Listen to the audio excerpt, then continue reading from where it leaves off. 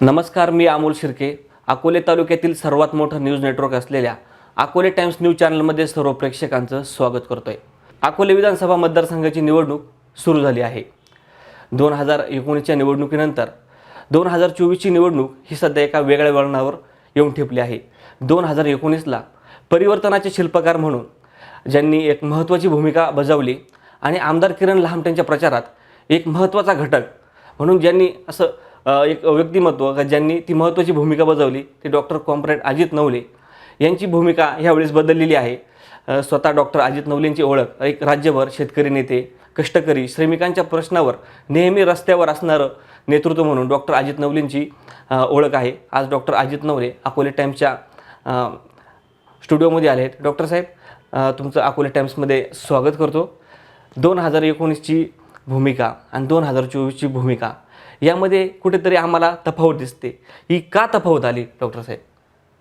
मुळात 2019ची भूमिका, आत्ताची भूमिका आणि यापूर्वीची सुद्धा भूमिका याच्यामध्ये आमच्या इतकी सलगता कोणत्याच पक्षामध्ये आपल्याला दिसणार नाही, कदाचित कोणत्या नेत्यामध्ये सुद्धा दिसणार नाही. आम्ही नेहमीच मार्क्सवादी कम्युनिस्ट पक्ष म्हणून, चळवळीचे कार्यकर्ते म्हणून शेतकऱ्यांच्या बाजूनं धोरणं घेणाऱ्यांच्या बाजूनं उभं राहिलेलो आहोत. या देशामध्ये, राज्यामध्ये संविधान वाचलं पाहिजे, घटना वाचली पाहिजे, देश लोकशाही मार्गाने चालला पाहिजे आणि ह्या देशाची धर्मनिरपेक्षता वाचली पाहिजे, या विचाराचे पाईक राहिलेलो आहे. 2019ला आम्ही महाविकास आघाडीच्या सरकारला किंवा त्या आघाडीला पाठिंबा दिलेला होता. त्यामागे आमची तीच भूमिका होती आणि आज सुद्धा जेव्हा आम्ही महाविकास आघाडीच्या उमेदवाराला पाठिंबा देतोय तेव्हा सुद्धा या देशामध्ये भारतीय जनता पक्षानं गेल्या काळामध्ये ज्या प्रकारे शेतकरी विरोधी धोरणं घेतली, सर्व प्रकारच्या शेतीमालाचे भाव पाडले, कांदा उत्पादक शेतकरी, सोयाबीन उत्पादक शेतकरी, दूध उत्पादक शेतकरी, कापूस उत्पादक शेतकरी, सर्व प्रकारच्या शेतकऱ्यांना मातीत घालण्याचं प्रचंड काम केलं. दुसऱ्या बाजूला या देशामधील जे जातीय स्वरूपाच्या ज्या वेगवेगळे प्रश्न आहेत त्याचा राजकारणासाठी वापर करून माणसाला माणसांच्या विरोधात उभं करत स्वतःचं राजकारण पुढे नेण्याची भूमिका भारतीय जनता पक्षाने घेतली आणि एकंदरीतच जनताविरोधी जी धोरणं त्यांनी घेतली त्याच्या विरोधात 2019ला आम्ही लढलो. आजही आम्ही त्याच मुद्द्यावर पुन्हा महाविकास आघाडीच्या बाजूने उभे आहोत आणि भारतीय जनता पक्ष, त्यांच्या सगळ्या संघटना आणि त्यांचे मित्र यांचा पराजय केला पाहिजे, या भूमिकेत आज आम्ही आहोत. आमच्या भूमिकेमध्ये इतर कुणाहीपेक्षा जास्त सलगता आहे, सातत्य आहे. डॉक्टर साहेब, 2014लाही तुमच्या पक्षाने या ठिकाणी उमेदवार दिला होता. 19ला तुम्ही उमेदवार दिला नाही आणि 2024ला उमेदवार द्यावा अशी तुमची भूमिका होती. परंतु आता ह्या मतदारसंघात तुम्ही उमेदवार दिलेली नाही. का वरच्या पातळीवर काय वेगळी गणती झाली? तुमच्या पक्षाला महाविकास आघाडीत काही जागा मिळाल्यात का सहभागी झालाय पक्ष?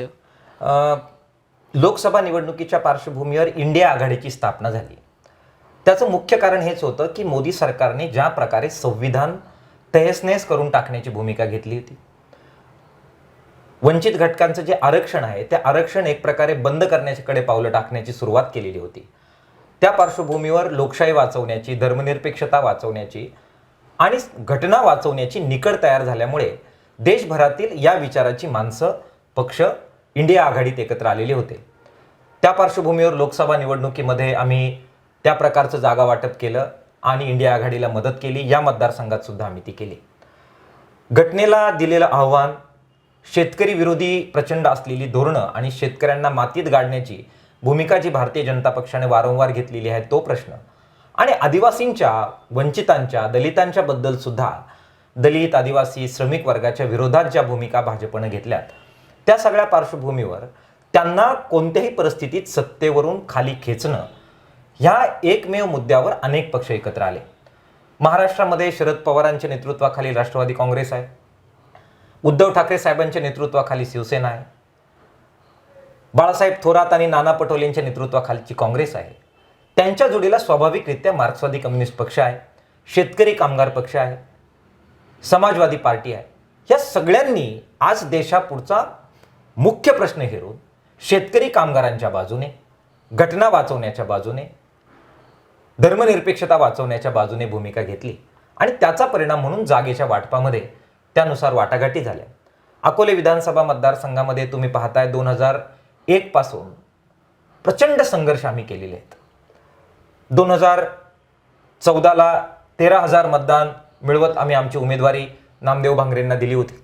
चांगलं काम त्यांनी केलं.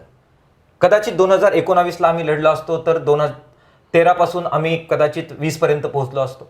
आत्ता पुन्हा पक्षानं संधी दिली असती तर कदाचित आम्ही अधिक जास्त ताकदीने पुढे जाऊ शकलो असतो. मात्र जो व्यापक प्रश्न आज जनतेसमोर आहे तो घटना वाचवण्याचा आहे, लोकशाही वाचवण्याचा आहे. माणसाने माणसाच्या विरोधात उभं राहू नये. मैत्रीपूर्ण अशा प्रकारचं संबंध वातावरण, सलोख्याचं वातावरण या देशात असावं. हा जो सोशल फॅब्रिक्स आहे तो वाचवण्याचा मुद्दा आहे. त्याच्यामुळे ह्या एका मोठ्या उद्दिष्टासाठी जागांच्या वाटपामध्ये काही प्रमाणामध्ये सर्वांनीच कमी जास्तपणा घेतला आणि त्याचा परिणाम म्हणून मार्क्सवादी कम्युनिस्ट पक्षाला राज्यामध्ये 2 जागा दिल्यात. माघारीपर्यंत कदाचित एखादी जागा अजून सुटेल. उर्वरित ठिकाणी आम्ही पाठिंबा देण्याची भूमिका पॉलिट ब्युरोने आणि राज्य कमिटीने घेतली. मला असं वाटतं की ह्या देशाच्या जनतेच्या हितासाठी काय करणं गरजेचं आहे ती भूमिका आम्ही पक्षाने घेतलेली आपल्याला दिसते. 2019ला डॉक्टर किरण लहामटेंसाठी काम केलं आणि 24ला परिस्थिती बदलली. नेमकी ह्या गोष्टी कसं पाहता? आत्ताच त्यांची नुकतीच मी बारीला एक सभा बघितली. जे विरोधात होते त्या व्यासपीठावर आहे, जे सोबत होते ते आता विरोधात आहे. नेमकी हा कसा विरोधाभास पूर्ण निर्माण झालेला आहे? हे त्यांच्या फायद्याचा असेल की तोट्याचा असेल? एक मित्र म्हणून तुम्हाला काय वाटतंय? तुम्ही त्यांचे जवळचे मित्र होता. अनेक सुखदुःखामध्ये मैत्रीपूर्ण संबंध, संपूर्ण तालुक्याला, राज्याला 2 डॉक्टरांची मैत्री माहिती. नेमकी आता ही असा राजकीय पेच निर्माण झाला, याकडे तुम्ही कसं बघता? मैत्रीच्या जागेवर असते. किरण लहामटेवर त्यांच्या कौटुंबिक प्रश्नाच्या बद्दल किंवा व्यक्तिगत प्रश्नाच्या बद्दल जेव्हा जेव्हा संकट येईल, मित्र म्हणून माझं हृदय नक्कीच मैत्री जागेल. त्यांनी काय करावं हा त्यांचा प्रश्न आहे, परंतु मी कुणाशीच माझ्या बाजूनं मैत्री तोडत नाही. पण मैत्री वेगळी असते आणि राजकारण वेगळं असतं. तुमच्या व्यक्तिगत मैत्रीसाठी समाजाचं प्रचंड मोठं हित तुम्ही पणाला लावू शकत नाही. किरण लहामटेंचे अनेक चांगले गुण आहेत, परंतु एक जरा सुधारणा करण्याजोगा गुण जो आहे, ज्याच्यामध्ये बदल करण्याची आवश्यकता आहे, तो म्हणजे त्यांचा एककल्लीपणा. एकला चलो रे अशा प्रकारची त्यांची वृत्ती. निवडणुकीनंतर 8-10 दिवसातच आम्हाला अनुभव आला की मित्र म्हणाला की गडी एकटा निघाला. आम्ही सगळे बरोबर असताना बाबा तुला एकटं निघण्याची का गरज वाटली? त्यांची ती ही एकटं चालण्याची प्रवृत्ती कितीपर्यंत गेली? आमच्यासारख्या मित्रांच्या बरोबर सुद्धा त्यांना 4 पावलं चालता आली नाही. गावागावातले सामान्य कार्यकर्ते ज्यांनी त्यांच्यासाठी निवडणुकीत जीवाचं रान केलं. मार्क्सवादी कम्युनिस्ट पक्षाच्या अनेक संघटना आहेत. आशा आहे, अंगणवाडी आहे, अर्धवेळ परिचारिका आहे, ग्रामपंचायत कर्मचारी आहे, डेटा ऑपरेटर आहे, बांधकाम कामगारांची संघटना आहे, जंगल जमिनीवाल्यांची संघटना आहे, आमच्या दूध उत्पादकांची संघटना आहे. असंख्य कार्यकर्त्यांनी त्यांच्यासाठी काम केलं. ज्यावेळेस एखाद्या कार्यकर्त्याने अशा प्रकारे फोन केला की अरे ह्या कार्यकर्त्याचं काम अडलंय, नेत्यांनी मला फोन करायचे नाहीत, कार्यकर्त्यांनी मला फोन करायचे नाहीत, कुणाचं अडलं असेल त्यांनी माझ्या दरबारात यावं. ही काय वृत्ती आहे? या देशामध्ये लोकशाहीची स्थापना झालेली. या देशामध्ये तहसील कार्यालय, प्रांत कार्यालय, तलाठी कार्यालय या ठिकाणी लोकप्रतिनिधींनी बसण्याची आवश्यकता आहे. तुम्ही दरबार भरवता, दरबारामध्ये लोकांनी यावं, तुमच्या घरात यावं, तुम्हाला सलाम ठोकावा, तुम्हाला मुजरा करावा, मग तुम्ही राजेशाही थाटात बसणार आणि काय तुझा प्रश्न आहे मला सांग म्हणणार आणि मग तुम्ही फोन लावणार. ही लोकशाहीला अपेक्षित गोष्ट नाही आहे. तुम्ही तहसील कार्यालयात बसलं पाहिजे, तुम्ही तलाठी कार्यालयात प्रतिनिधी तुमचे पाठवले पाहिजेत आणि जनतेनं लोकप्रतिनिधींच्या माध्यमातून, प्रशासनाच्या माध्यमातून आपले प्रश्न सोडवले पाहिजेत. त्यांना एकटं जायचं आहे, त्यांना राजा व्हायचं आहे, त्यांना लोकशाही मान्य नाही. मग मित्राला आम्ही हे सांगणं काम आहे की बाबा चुकतोय राजा. मग गडी एकटा निघाला त्यामुळेच ट्रोलिंग झालंय का सध्या? फार खरं तर ते वाक्य मी पूर्णपणे रेकॉर्ड केलं. मी प्रेक्षकांना सांगू शकतो ते भाषण आम्ही रेकॉर्ड केलं, त्याचा शॉर्ट व्हिडिओ मी बनवला. पण ज्या पद्धतीने सोशल मीडियात एक व्हिडिओ भरतोय तो मला वाटतं एक चुकीच्या पद्धतीने आहे. डॉक्टर साहेब तुम्हाला काय वाटतं? गडे एकटा निघाला, ते पटकुरं फडकं या पद्धतीने तुमचे हावभाव पण आले त्यामध्ये, पण एक कुठंतरी एक सोशल मीडियाचा एक चुकीचा ट्रेंड पण सुरू झालाय का आमदार महोदयांच्या काळात? ती फार दुःखद घटना आहे. मी महाराष्ट्रभर शेतकऱ्यांचं नेतृत्व केलं, मोठमोठाले लढे केलेले आहेत, भल्या भल्यांना आव्हानं दिलेली आहेत. देवेंद्र फडणवीस साहेबांच्या सरकारच्या विरोधामध्ये निघालेला लॉंग मार्च, शेतकऱ्यांचा संप, त्यांच्या रात्रीच्या बैठकीतून बाहेर येऊन पत्रकारांना दिलेले बाईट्स, अनेक टीव्ही चॅनलवर अनेक वेगवेगळ्या प्रकारच्या पॅनल डिस्कशनमध्ये मी भाग घेतलेला आहे. त्यामुळे काय बोलावं आणि काय बोलू नये याचं किमान ट्रेनिंग आमचं झालेलं आहे. त्यामुळे आपण बघा की माझ्या भाषणामध्ये कोणत्याही रंगाचा उल्लेख, कोणत्याही झेंड्याचा उल्लेख, कोणत्याही भावना दुखावल्या जातील असा उल्लेख सबंध आयुष्यभर कधीही झालेला नाहीये. चुकून तो झाला तर तत्क्षणी माफी मागण्याची, त्याबद्दल चूक कबूल करण्याची तयारी कम्युनिस्टांची नेहमीच असते. पण ती चूकच होणार नाही याची पूर्ण काळजी मी घेत आलेलो आहे. माझं त्या दिवशीचं भाषण 10,000 वेळा वाचून बघा. काय म्हणालो मी ते नीट बघा. आणि जाणत्या माणसाने मला कोणी येऊन सांगितलं की तुमचं चुकलं तर त्या क्षणी मी सुधारणा करून घेईल. डॉक्टर झेंडा जो असतो तो गगनात फडकवायचा असतो. छत्रपतींबद्दल नितांत आदर असणारे आम्ही माणसं आहोत. गोविंद पानसरेंचं शिवाजींच्या बद्दलचं पुस्तक हजारोंच्या प्रतीने जनतेमध्ये घेऊन गेलेली आम्ही माणसं आहोत. ज्यांचे पोवाडे ऐकत मी लहानचा मोठा झालो, त्या नवलेवाडीमध्ये अमर शेखांच्या पोवाडे आम्ही ऐकलेले आहेत, ते महाराष्ट्रभर घेऊन गेलेलो आहोत. छत्रपती शिवाजी महाराजांचा अमर शेखांनी गायलेला पोवाडा आमच्या मनामध्ये भिनवलेली आम्ही माणसं आहोत. त्या छत्रपतींच्या बद्दल,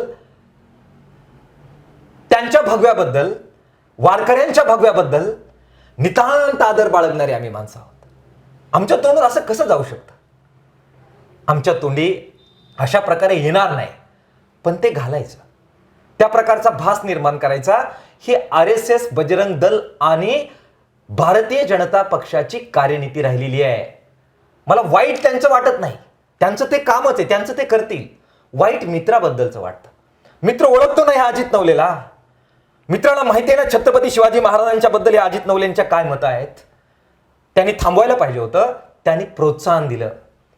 2.5 वर्ष ते आम्हाला सोडून गेलेले आहेत, पण मार्क्सवादी कम्युनिस्ट पक्षाने कधीही एकेरी उल्लेख करत मोर्चांमधून, जसा त्यापूर्वी आम्ही करत होतो इतर राज्यकर्त्यांचा, लहामटेंचा त्या प्रकारे उल्लेख केलेला नाहीये, त्यांचा धिक्कार केलेला नाहीये. एक प्रश्न जोडून घ्यायचा मला. अगदी 1 मिनिट फक्त द्या. टीका करताना सुद्धा शेवटच्या मिनिटाला माझा मित्र आहे असं म्हणायला माझ्या भावना उचंबळून आल्या. पण ज्यावेळी संधी मिळाली अजित नवलेवर अटॅक करण्याची, चुकीचा अटॅक करण्याची, त्यावेळी ह्या मित्राला मैत्री आठवण आलेली नाही. त्याच्या वेदना मला आहेत. डॉक्टर साहेब, 2012ला मी दैनिक सारोमतमध्ये उपसंपादक म्हणून जॉईन झालो. तुमचे अनेक मोर्चे आंदोलने मी कव्हर केलेत. राजूरचं प्रकल्प कार्यालय असो, पिचडांचा बंगला असो, तहसील कार्यालय, जलसंपदा विभाग, पंचायत समिती, हे मोर्चे मला तुमचे नवीन नव्हते. प्रत्येक मोर्चातून तुम्ही पिचडांवर टीकास्त्र सोडायचे. पिचडांचं राजकारण आणि लहामटेंचं राजकारण यात काही तुम्हाला काय फरक वाटला? कारण पिचडांच्या राजकारणाचा मी थोडाफार बळी झालेलो आहे, परंतु व्यक्तिगत पातळीवर त्यांनी कुठंतरी असं जास्त अटॅक करताना ते जाणवलं नाही.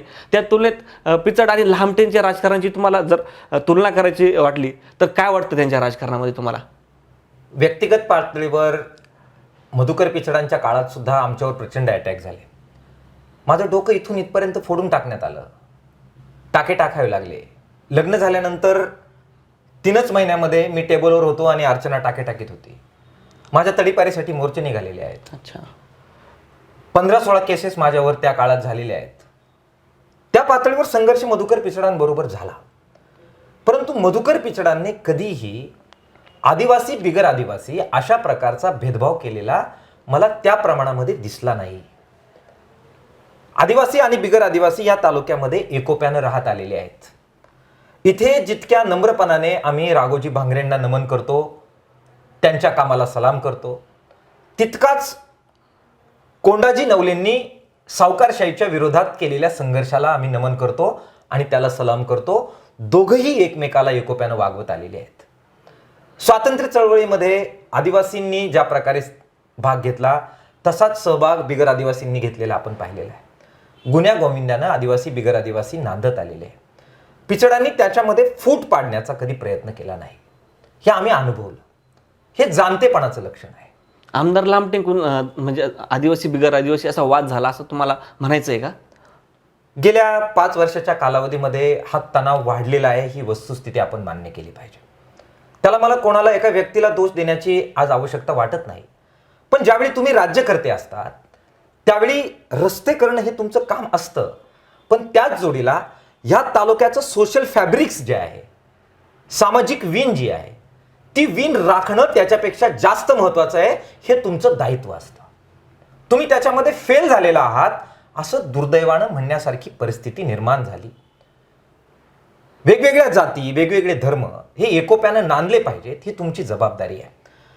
मुळात किरण लहामटे यांचा पिंड हा RSS भाजप यांच्याकडे झुकणारा पिंड राहिलेला आहे, सुरुवातीपासून राहिलेला आहे. तुम्ही म्हणाल 2019ला हे तुम्हाला कळत नव्हतं का?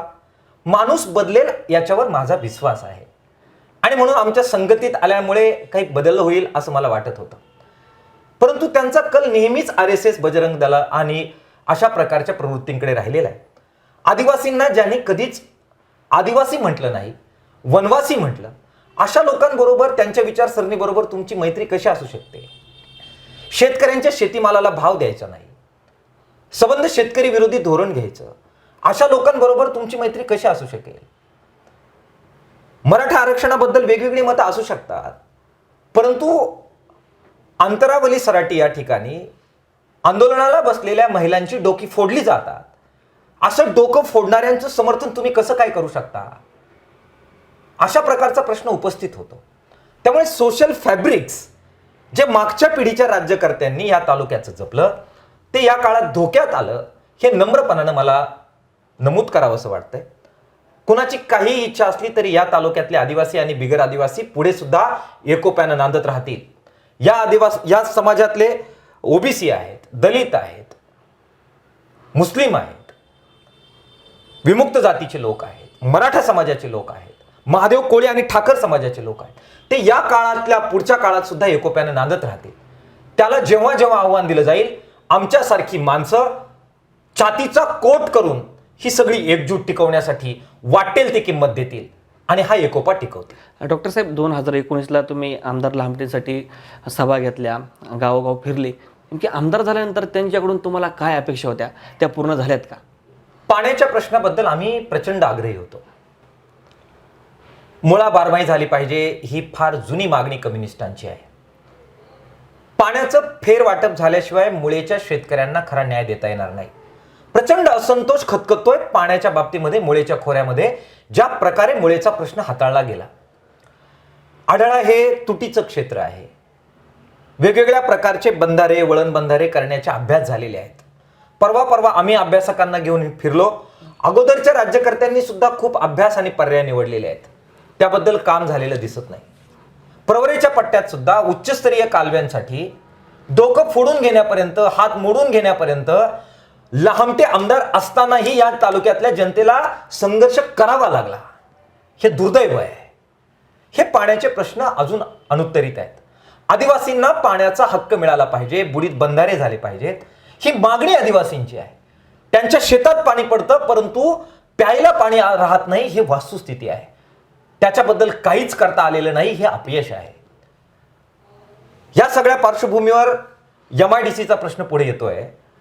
ते स्वतःच सांगतायत की या तालुक्यामध्ये ज्यावेळेस भारतीय कम्युनिस्ट पक्षाचे लाल बावट्याचे BK देशमुख आमदार होते तेव्हा MIDCचा सर्वे झालेला होता.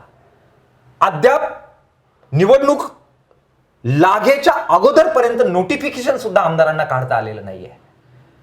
साधं नोटिफिकेशन तुम्ही काढल्यानंतर त्याचं तुम्ही भांडवल करताय, मात्र 5 वर्षामध्ये त्याच्याबद्दल काही प्रगती झालेली नाही. ते म्हणतात मग तुम्ही अगोदर आंदोलन का केली नाही? त्यांचं हे अज्ञान आहे. दवाखान्यातून निघून डायरेक्ट आमदार झालं त्याच्यामुळे कदाचित त्यांना माहित नाही SFI DYFI ने MIDC साठी इथे या रणांगणामध्ये मधुकर पिचडांच्या राजवटीमध्ये प्रदीर्घ संघर्ष केलेला आहे. हे डावे जसं BK देशमुखांच्या काळात सर्वे करतात तसंच त्यानंतर सतत संघर्ष इथल्या रोजगारासाठी MIDC साठी करत आलेली आहे. ते काम झालेलं नाहीये. त्यांची विकासाची कल्पना काय आहे? ठेकेदारांना गोळा करायचं, त्यांना सर्वे करायला लावायचा, मग मला माहित नाही मंजुऱ्या कशा होतात, पण लोक म्हणतात कमिशनचे भानगडे होतात, वरपासून खालपर्यंत सगळ्या त्या बाबी असतात. अकोले शहरात, तालुक्यात अनेक कामं दिसतात. बस स्थानक असेल, बाजारतळ असेल, कॉन्क्रीटचे रस्ते दिसतात. हे यापूर्वी नव्हतं. कुठंतरी हा एक सुख धक्का मानावा लागेल की नाही? मी तुम्हाला तेच सांगण्याचा प्रयत्न करतोय की अशा प्रकारे एक लिंक असते आणि मग ठेकेदारांनी कामं मंजूर करून आणायचे आणि त्याची फीत कापायची. ही म्हणजे विकास. इतकीच कदाचित त्यांची संकल्पना आहे. परंतु या तालुक्यामधल्या तलाठी कार्यालयामध्ये जे तलाठी कार्यालय तुमच्या निधीतून बनतं तिथे तलाठी येत नाही आणि साध्या दाखल्यासाठी तहसील कार्यालयात न्याय मिळत नाही, तुमच्या दरबारात सलाम करायला यायची वेळ पडते. आमच्या विधवा, निराधार, परित्यक्ता महिला, त्यांचे 3-3 महिने मानधन होत नाही आणि कोणतीही चर्चा न करता त्यांची मानधनं बंद करण्याचा प्रयत्न होतो. हे अपयश आहे. जी कामं झाली त्याच्याबद्दल अभिनंदन आहे, रस्ते झाले त्याच्याबद्दल अभिनंदन आहे, परंतु त्या रस्त्यांचा दर्जा काय आहे हे पण दुसऱ्या बाजूला पाहण्याची वेळ येते. एकाच महिन्यामध्ये दुसऱ्या महिन्यामध्ये जर रस्ते उखळून जाणार असतील तर त्यासारखं दुर्दैव असणार नाही. एक प्रचार सातत्यानं केला जातोय की यापूर्वी झालेलाच नाही. हा प्रचार कुठून येतो? हा प्रचार RSS आणि भारतीय जनता पक्ष यांनी ज्या प्रकारच्या एजन्सीज कामाला लावल्या होत्या मोदींच्या काळात, फडणवीसांच्या काळात, आता मला ऐकायला मिळाले 200 कोटींची एक एजन्सी नेमण्यात आलेली आहे अजित पवार साहेबांकडून सोशल मीडियासाठी. त्याची माणसं इथे येऊन ब्रेन म्हणून काम करतायत आणि टॅगलाईन करण्याचा प्रयत्न करतायत की यापूर्वी रस्तेच झालेले नव्हते, यापूर्वी विकासच झालेला नव्हता, यापूर्वी काही कामच झालेलं नव्हतं. इथपर्यंत मजल गेली आमदार महोदयांची. मुळात स्वातंत्र्यच अकोल्याला 2014ला मिळालं. अरे काय बोलताय तुम्ही? काय प्रचार करताय तुम्ही? जरूर मधुकर पिचडांच्या विरोधातला संघर्ष होता राहील, पण मधुकर पिचडांच्या काळामध्ये जर गावागावामध्ये विजेचे खांब पोहोचले नसते, आश्रमशाळा झाल्या नसत्या, आदिवासींची मुलं शिकली नसती, शहरामध्ये जाऊ शकलेली नसती, नोकऱ्या त्यांच्या दारापर्यंत चालून आल्या नसत्या, तर आज आदिवासी भागाची परिस्थिती काय आहे याची कल्पना मला वाटतं आपल्याला करवली नसती. स्वतः आमदार महोदयांचे पिताश्री आयुष्यभर मधुकर पिचडांच्या दरबार हा शब्द मला आला होता, मला मग तो मागं घेतला पाहिजे, पण त्यांच्या बरोबर काम केलेले आम्ही पाहिलेले आहेत. काहीच विकास झाला नाही असं म्हणताना विखे देशमुखांच्या काळामध्ये जी प्रचंड रोजगार हमीची कामं झाली, त्यातून जलसंधारणाची कामं झाली, त्यातून सिंचन उभं राहिलं, त्यातून बागायती जमिनी झाल्या, तुम्हाला हे नाकारायचं आहे का? मधुकर पिचडांच्या काळामध्ये सिंचनाचे प्रचंड उपक्रम झाले, त्यातून जमिनी बागायती झाल्या, हे तुम्हाला नाकारायचं आहे का? इथला सहकार फुलला आणि सहकाराच्या माध्यमातून सोसायट्या निघाल्या, बँका निघाल्या, दूध संघ स्थापन झाले, दूध डेऱ्या स्थापन झाल्या, दूध उत्पादक शेतकरी निर्माण झाले, हे तुम्हाला नाकारायचं आहे का? या संबंध तालुक्यामध्ये शिक्षण संस्था कमी आहेत पण निघाल्या आणि गावागावापर्यंत, शहरापर्यंत आमच्या तुमच्यासारखी मुलं शिकू शकली, हे तुम्हाला नाकारायचं आहे का? जरूर त्याच्यामध्ये कमतरता होती, त्यासाठी लाल बावट्यानं आम्ही संघर्ष केलेला आहे, करत राहणार आहोत. पण स्वातंत्र्य 2014ला मिळालं आणि विकासाची गंगा यांच्याचमुळे आली. हा जो अहंभाव आहे, हा जो गर्व आहे, ही जी दिशाभूल आहे, ही लोकांना समजते. यातून एक प्रकारचा अहंभावाचा दर्प जो येतो त्याचा लोकांना तिरस्कार वाटतो. मी अशा प्रकारचा माणूस आहे, केलेल्याला केलं म्हटलं पाहिजे. ह्या झाल्या त्यांच्या काही निगेटिव्ह बाजू, पण काही प्लसच्या बाजू अशा मांडल्या लागतील. यापूर्वीचे आमदार होते ते कधी लोकांना म्हणजे खुलेआमपणे मिळत नव्हते. डॉक्टर किरण लहामटेंची गाडी कुठं दिसली तर थांबतात, लोकांच्या कार्यक्रमांना येतात, सुखदुःखात सहभागी होतात. एक कुठंतरी आमदार आणि सर्वसामान्य जनता ही दरी जास्त राहिलेली नाही. असं एक मला पत्रकार म्हणून वाटतंय. तुम्हाला काही अनुभव आला आहे का त्या गोष्टींचा? यापूर्वी आमदारांना भेटणं म्हणजे मध्यंतरी सिद्धालाल बघणे, त्यांना सांगणे हे भेटतील का, ते भेटतील का, असे कुठेतरी ग्राउंड फ्लोअरवर येऊन काम केल्यासारखं वाटतं त्यांनी. तुम्हाला जाणवतात का हे काही गोष्टी? ज्यांनी असं केलं त्याची शिक्षा जनतेने त्यांना 2019ला दिली. मग अपेक्षित काय होतं? कारभार तहसील कार्यालयातून चालला पाहिजे आणि तहसील कार्यालयातच सामान्यांचे प्रश्न सुटले पाहिजेत. आम्ही काय पाहतोय? साध्या साध्या रेशन कार्डासाठी फोपसंडी कुमशेटच्या माणसाला 10 हेलपाटे आज मारावे लागतात आणि रेशन कार्डाच्या याचे ढीकच्या ढीक पडलेले असतात. तुम्ही एकदा जमिनीच्या मोजणीसाठी मोजणी कार्यालयात जाऊन बघा, लोकांच्या डोळ्यामध्ये पाणी असतं आणि हेच का प्रशासन अशी म्हणण्याची वेळ आणि कपाळावर हात मारून घेण्याची वेळ शेतकऱ्यांना येते. आदिवासी आश्रमशाळांची अजूनही अवस्था काय आहे तुम्ही जाऊन बघा. तिथे अजूनही अत्यंत निकृष्ट आहार आदिवासी विद्यार्थ्यांना मिळतो आणि हेच आमदार लहामटे होते जे तुम्हाला घेऊन आश्रमशाळांची परिस्थिती सुधारली पाहिजे म्हणून फिरत होते. मात्र आजही आश्रमशाळांमध्ये शौचालयाची अवस्था, स्वच्छतेची अवस्था जी होती त्याच्यापेक्षा बदतर झालेली आपल्याला दिसते. तुम्ही 10व्यात जाता अभिनंदन, 13व्यात जाता अभिनंदन, लग्नात जाता अभिनंदन, हात दाखवा, गाडी थांबवा अभिनंदन. परंतु प्रत्यक्षामध्ये परिस्थितीमध्ये जर काहीच फरक पडलेला नसेल, किंवा ती बदतर झालेली असेल, तर त्याचा विचार मतदार करणार आहेत. तुम्ही लोकांना भेटता, चांगली गोष्ट आहे, पण लोकांचे प्रश्न तुम्हाला सलाम केल्याशिवाय सुटणार नाही ही तुमची वृत्ती दिसते. आमच्या कार्यकर्त्याला, नाव मी सांगणार नाही, त्याला अनुभव काय आला. जो कार्यकर्ता तुमच्यासाठी मतदानाच्या बाबतीमध्ये जीव काढून लढला, ज्याने अर्ज भरला होता तुमच्या विरोधात, त्यांनी ती माघार घेतली. त्या कार्यकर्त्यांनी फोन केला की आमच्या अमक्या अमक्या आजीचं एक काम आहे ते करा. त्याला काय उत्तर दिलं? फोन ठेवा, कार्यकर्त्यांची मी फोन घेत नाही, ज्यांचं काम आहे माझ्या दरबारात पाठवा, मी त्यांचं काम करतो. ही कामाची पद्धत असू शकते? गावागावातला सामान्य कार्यकर्ता आमच्यासारख्या नेत्यांना दूर लोटावं, आम्ही चुका केल्या असतील तर शिक्षा करावं. गावागावातले जे नेते आहेत ते तुम्हाला नाही चालत समजू शकतो, परंतु सामान्य कार्यकर्ता सुद्धा तुम्ही दुखावला, तोडला. आणि त्याने एखादी गोष्ट सांगितली, ते त्याची स्वार्थाची सांगत नव्हता, ठेका मागत नव्हता. एका गरीबाचं काम तुम्हाला सांगतो, ते सुद्धा तुम्हाला, जर तुमचा अहंभाव हा असेल की त्या गरीब माणसाने माझ्या दरबारात येऊन मला सलाम ठोकला पाहिजे, चुकीचं आहे साहेब, बदला. हे दरबार जे आहेत ना, ते तुम्ही नापास झाल्याचं लक्षण आहे. दरबारात माणसं येता कामा नये, परस्पर तहसील कार्यालयात कामं झाली पाहिजेत, तलाठी कार्यालयात कामं झाली पाहिजेत, आमच्या जमीन भूविअभिलेखमध्ये कामं झाली पाहिजे. ते होत नाही आणि लोकांना तुमच्याकडे यावं लागतंय, दिवस दिवस तुमच्या दरबारात गर्दी होते. हे तुम्ही नापास झाल्याचं लक्षण आहे. पास व्हा, पास व्हा, मित्र म्हणून सल्ला आहे. आता तुम्ही जे उमेदवार आहेत महाविकास आघाडीचे, अमित भांगरे यांच्यासाठी सभा घेताय, तुमचा पक्ष पण महाविकास आघाडीच्या सोबत आहे, अमित भांगरेंचा प्रचार करताय, त्यांच्याकडून काय अपेक्षा आहेत तुम्हाला? का बोला जरा, प्रेक्षकांना कळू द्या, ज्या पद्धतीने लांबटेकडून तुम्हाला अपेक्षा होत्या, आता अमित भांगरेकडून आहे ते, म्हणजे आम्हाला भविष्यात हा व्हिडिओ तुमचा कदाचित वापरता येईल. मी आपल्याला सांगितलं की आम्ही मार्क्सवादी माणसं ही व्यक्तींच्या पलीकडे गेलेली माणसं असतो. धोरण काय आहे, तत्वज्ञान काय सांगताय आणि आज समाजाची गरज काय हे पाहून आम्ही ही भूमिका घेतलेली आहे. ही लढाई दोन व्यक्तींमधली लढाई आहे असं मी मानतच नाही. ही दोन विचारांमधली लढाई आहे. माणसाने माणसाची माणसासारखं वागलं पाहिजे, जातीवाद नाही केला पाहिजे, धर्माच्या नावाचं राजकारण नाही केलं पाहिजे. धार्मिक बाब ही पवित्र बाब एखाद्यांसाठी असेल, ती व्यक्तिगत बाब असली पाहिजे अशी मानणारी आम्ही माणसं आहोत.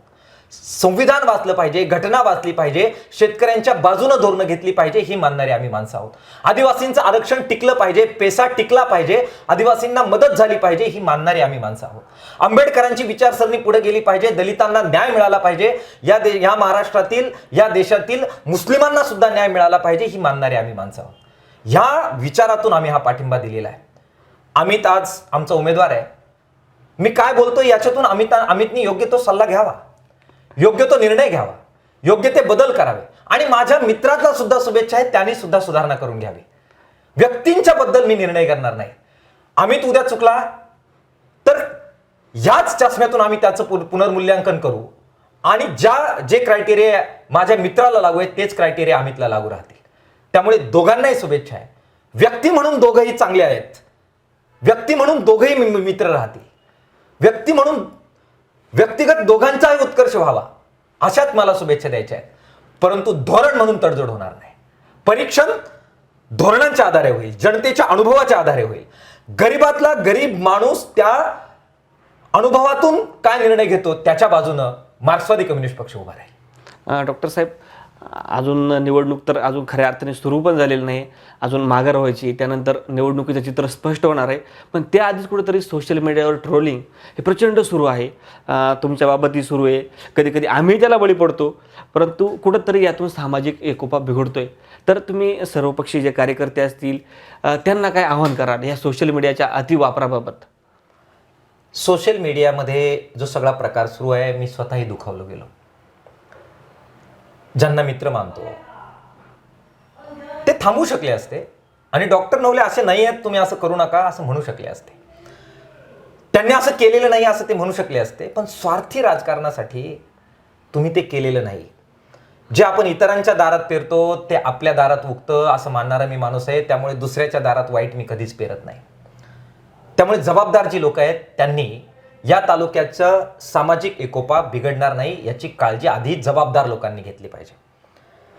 आमचे काही शेतकरी समुदायातून आलेले लोक आहेत, मला काम करताना त्यांनी पाहिलेलं आहे, मी त्यांना जीव लावलेला आहे, त्यांच्या सुखदुःखात गेलेलो आहे. त्यांच्या डोक्यावर सुद्धा, डोळ्यावर सुद्धा पट्टी बांधली गेलेली मी पाहिली आणि माझ्या विरोधात त्यांनी काही करण्याचा प्रयत्न केलेला आहे. मला त्यांना माफ करून टाकायचं आहे.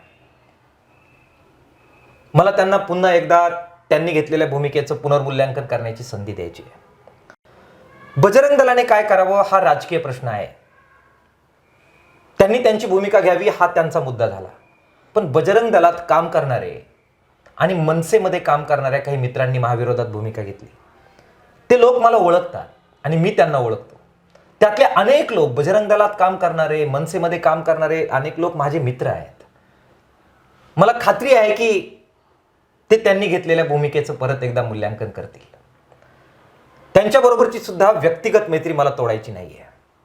मी ती तोडणार नाहीये. मी संवादाची दारं मोकळी ठेवणार आहेत. आणि मी चुकलं असेल तर या चर्चा करा. सुधारणा करण्याची मार्क्सवादी नेहमी तयारी ठेवतात. त्यातून माणूस शिकत असतो, पुढे जात असतो. परंतु त्यांनी जे केलं तो बुद्धिभेद होता. झेंडा आणि वस्त्र याच्यामध्ये फरक असतो. परंतु त्याचं इंटरप्रिटेशन चुकीचं करून मला त्रास देण्याचा प्रयत्न झाला. मला वाटतं जनता सुज्ञ आहे. योग्य तो ते निर्णय घेतील. माझ्या बाबत जे झालं यापूर्वी अनेक लोकांच्या बाबत झालेलं आहे. अगदी दुश्मनांच्या बाबत सुद्धा जेव्हा जेव्हा असं झालं तेव्हा मार्क्सवादी कम्युनिस्ट पक्षानं आणि आम्ही भूमिका घेतली आहे की हे चूक आहे, असं करू नका. ही दाणत आम्ही ठेवलेली आहे. सर्वांनी ठेवली पाहिजे. त्याशिवाय या तालुक्याचं जे सोशल फेब्रिक्स हे टिकणार नाही. हा तालुका राघोजी भांगरेंनी, हा तालुका कोंडाजी नवलेंनी, हा तालुका मुरली मास्तर नवले, बुवा नवले, अमृतभाई मेहता, सकृबुधा मेंगाळांनी, हा तालुका राया ठाकर आणि त्यांच्या सगळ्या सहकाऱ्यांनी जितक्या ताकदीनं ज्या एकोप्यानं आपल्या ताब्यात दिला, पुढच्या पिढीला आपल्याला त्याच पद्धतीचा एकोपा असणारा तालुका, विकासाची आस असणारा तालुका, खऱ्याला खरं म्हणणारा तालुका म्हणून आपल्याला टिकवायचा आहे, पुढच्या पिढीच्या ताब्यात द्यायचा आहे. निवडणुका येतील जातील, परंतु क्रांतिकारकांनी ज्या प्रकारचा तालुका आपल्याला दिला, उन्नत माथ्यानं आपल्याला तो तालुका पुढच्या पिढीच्या ताब्यात द्यायचा आहे. सगळ्याला आव्हान आहे. मैत्री, प्रेम या बाजूचे आहोत. द्वेषाचा पुरस्कार करणारे आपला तालुका नाही. त्या पद्धतीने आपण वागा, अशा प्रकारचं आव्हान मला करायचं आहे. हे होते शेतकरी नेते डॉक्टर अजित नवले. अकोले विधानसभा मतदारसंघ आणि सध्याचं राजकारण, सोशल मीडियाने ते स्वतः दुःखी झालेले आहेत. सामाजिक सलोखा अकोले मतदारसंघात टिकला पाहिजे. सर्वजण माझे मित्र आहेत. त्यांच्यासाठी मैत्रीचे, संवादाचे दारं खुलं आहेत, असं खुलं आव्हानही डॉक्टर अजित नवलेंनी केलेलं आहे. अकोले विधानसभा निवडणुकीच्या अनुषंगाने आपण अनेक नेते मंडळींशी चर्चा साधणार आहोत. डॉक्टर साहेब, आम्ही अकोले टाइम्स परिवारच्या वतीने तुमचं आभार मानतो. धन्यवाद.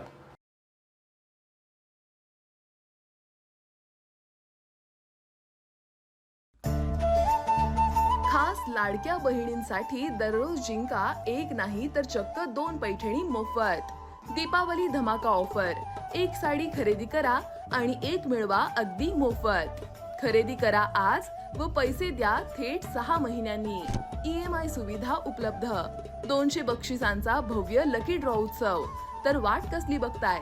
आजच आमच्या शोरूमला भेट द्या आणि खात्री करा व खरेदीचा मनमुराद आनंद लुटा आमच्या सोबत. आमची वैशिष्ट्य: वाजवी दर, उत्तम दर्जा, विनम्र व तत्पर सेवा, होलसेल दरात रिटेल विक्री, स्वतंत्र मेन्सवेअर, मुलामुलींच्या फॅन्सी ड्रेसच्या असंख्य व्हरायटीज. आमचा पत्ता: शाखा number 1, Shri Swami Samarth cloth and matching centre, Agasti complex, 2रा मजला, बाजार तळाशेजारी, KG रोड, अकोले. शाखा number 2, Shri Swami Samarth enterprises, Bhingare godown शेजारी, दत्त मंदिर रोड, अकोले, तालुका अकोले, जिल्हा अहिल्यानगर. संपर्क: 75 88 51 31 33 किंवा 94 23 38 83 60.